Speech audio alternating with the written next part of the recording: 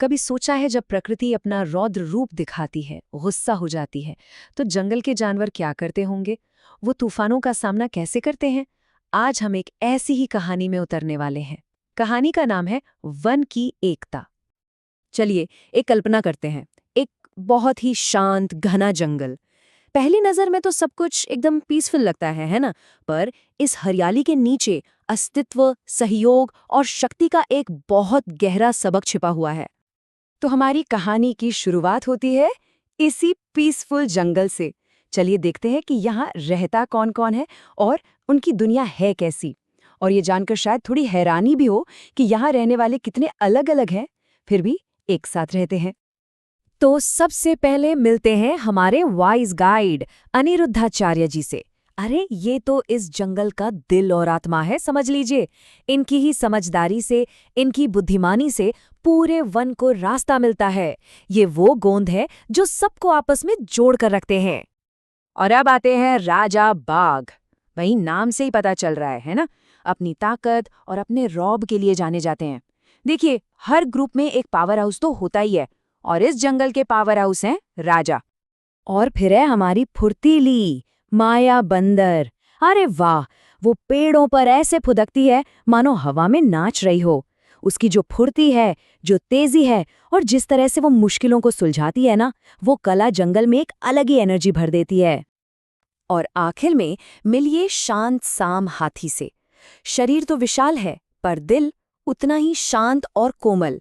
वो जंगल का कह सकते हैं साइलेंट गार्डियन है। उसकी मौजूदगी ही एक ठहराव, एक सुरक्षा का एहसास दिलाती है। अनिरुद्धाचार्य जी की यही जो सीख है ना, यही हमारी कहानी की नींव है। वो अक्सर कहते थे, एकता में ही सच्ची सुंदरता और शक्ति है। और सुनिए, ये सिर्फ शब्द नहीं थे, ये इस जंगल के जीने का तरीका था। एक ऐसा सिद्धांत जिसकी बहुत जल्दी परीक्षा होने वाली थी। तो सब कुछ एकदम परफेक्ट लग रहा था। सारे जानवर खुशी खुशी रह रहे थे। पर जैसा कि अक्सर होता है, शांति हमेशा तो नहीं रहती है ना? और यहीं से कहानी में एक ड्रामेटिक मोड़ आता है। तो सवाल यही उठता है कि क्या ये शांति हमेशा बनी रहेगी? क्या इन इतनी अलग अलग तरह के जानवरों का जो ये बंधन है, ये हर मुश्किल का, हर परीक्षा का सामना कर पाएगा? और फिर अचानक आसमान एकदम काला हो गया। एक भयंकर तूफान ने पूरे जंगल को अपनी चपेट में ले लिया। हवाएं जैसे चीख रही थीं, पेड़ कांप रहे थे। शांति खत्म हो चुकी थी। हर तरफ बस अफरा तफरी का माहौल था। कहते हैं ना, मुश्किल वक्त में ही असली कैरेक्टर की पहचान होती है। तो बस अब वक्त आ गया था उस एकता को परखने का जिसकी सीख अनिरुद्धाचार्य जी ने हमेशा दी थी। ये शायद उनके जीवन की सबसे बड़ी परीक्षा थी।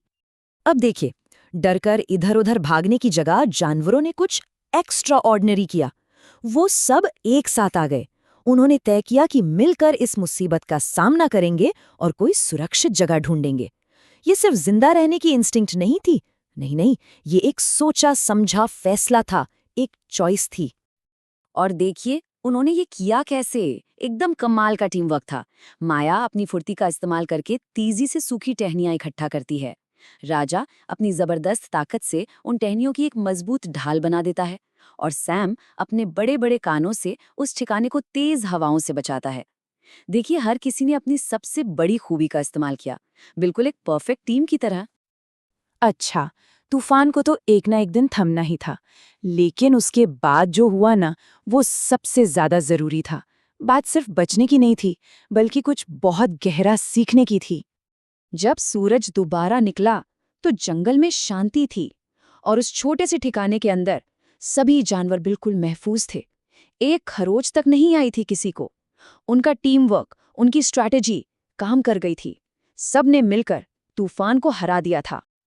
अनिरुद्धाचार्य जी मुस्कुराए और उन्होंने उस सबक को फिर से दोहराया जिसे जंगल ने अभी अभी असल में जिया था। एकता और सहयोग से ही हम चुनौतियों का सामना कर सकते हैं। ये शब्द अब पहले से कहीं ज्यादा सच्चे और पावरफुल लग रहे थे। उस दिन राजा, माया और साम ने सिर्फ एक दूसरे को थैंक यू नहीं कहा, बल्कि उनके मन में एक दूसरे के लिए एक नई इज्जत पैदा हुई। उनकी दोस्ती का जो बंधन था, जो पहले से मजबूत था, वो अब अटूट हो गया था। वो सब समझ गए थे कि वो अकेले जितने मजबूत है ना, उससे कहीं कहीं ज्यादा मजबूत एक साथ हैं। और ये कहानी हमें एक बहुत ज़रूरी सवाल के साथ छोड़ जाती है।